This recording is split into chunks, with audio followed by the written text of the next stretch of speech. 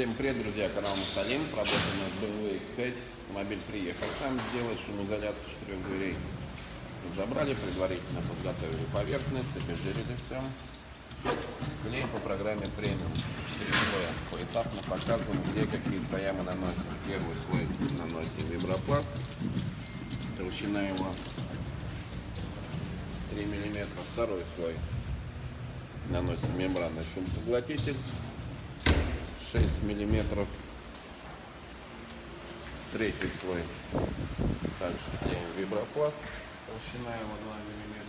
Четвертый заключительный слой мы наносим на дверные обшивки. Шумопоглотитель 12 мм. Такие слои мы наносим в данной программе. Ставьте свои комментарии, подписывайтесь на канал. Всем пока!